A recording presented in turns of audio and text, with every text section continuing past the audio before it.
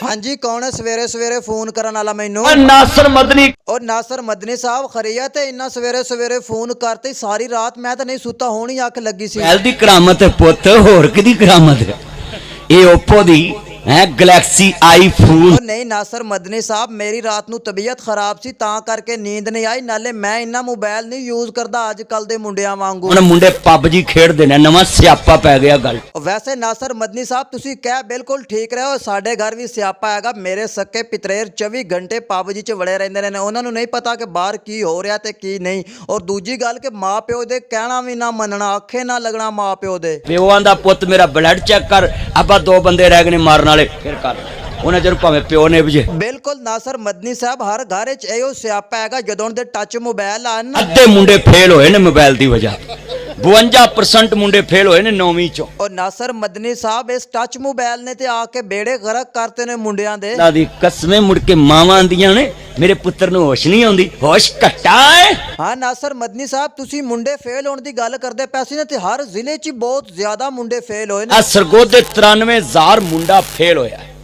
फैसलाबाद 83,000 मुंडा fail होया। और नासर मदनी साहब उन्होंने पास घटा होना जिन्हों ने 24 घंटे मोबाइल इस्तेमाल करना है। सारी रात टिच टिच टिच टिच लगी नहीं दिन। ओहो मदनी साहब, थोड़ी काल दे चक्कर च मेरे कोलों शीशे दे गिलास टुट गए ने यार। हाँ जी, जो तेरी बेगम दे आए फिर तोड़ के विखाई। हाँ ये ते मां दे ना तोड़दा है ना। और नासर मदनी साहब, तू भी बड़ा फिल्मी बंदा हैगा यार। मैं केड़ा जान बोझ के तोड़ने टेबल ते पैसे ते हाथ लग गया ते टुट गया। थानू पता भी है कि अगों महंगाई किन्नी हैगी यार। मैं तानू कहना ना बच जाओ, ऐंदे ही तेनू की, मैं मरो महंगाई ना सानू की है। अच्छा नासर मदनी साहब, हुण इमरान खान की कहंदा, कोई चीज़ां सस्तियां करेगा कि नहीं? ना बिजली महंगी, ना मैं फलाने नू फड़ लिया है, अलिया ने आटा महंगा, ओना मैं फलाने नू फड़ लिया। हाँ मदनी साहब, तुसी कह ठीक रहे हो। तो मैं भी रोज टीवी ते वेंद रहना, कदी फलाने नू फड़ लिया ते कदी फलाने नू फड़ लिया। मैं समझा खबरे यही तब्दीली हैगी। जिवें तब्दीली आउण नाल साडे काम बन गए नहीं,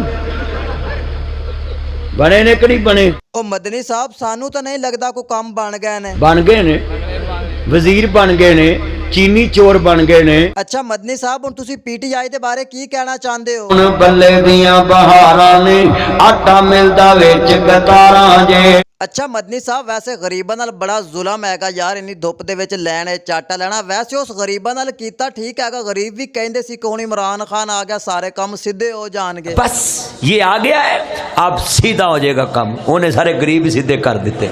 और नासर मदनी साहब, तू भी एडी पलेरी ना विखा, ओने हुण इमरान खान ने मौलवी भी सीधे कर देने ने। मौलवी तो नहीं सीधे होने पुत्र, मौलवियों अल्लाह महंगाई च भी मुफ्ती देंदा है। और मदनी साहब, जे अगर मौलवी नू मुफ्ती लभदा है ना महंगाई दे विच, ते फिर गरीब बंदे दा भी दिल करदा है कि मेरे कोल भी कोठियां ते कारां होवन। गरीब नू कोठियां कारां ना नहीं, गरीब नू अदरक टमाटर ते लसन ते मिर्चां ते रोटी ते कपड़ा। और नासर मदनी साहब, हुण इमरान खान कह रहा सी कि इंशाअल्लाह हुण महंगाई भी कम करांगा और पाकिस्तान नू इक वारी वसावांगा मैं। तेरे कोल बुढ़ियां नहीं वसियां तो पाकिस्तान कट्टा वसाएगा। नासर मदनी साहब, खरीयत है? तुसी क्यों इमरान खान दे बरखिलाफ हो? इमरान खान ने थानू की किया है? इन्हें क्या वा भी 20% दाढ़ी वाले ते मैनू शक है, 80% दाढ़ी वाले फराडी। और नासर मदनी साहब, ਇਹਦੇ ਚ कोई शक है? इमरान खान ठीक ही कहंदा, क्योंकि तेरियां तकरीरां भी फिल्मी टाइप होनियां और ड्रामे टाइप होनियां है। तो अच्छा है दस कि तू केड़ा ड्रामा वेख के तकरीरां शुरू कीतियां सी? ड्रामा चला था ना मेरे पास तुम हो।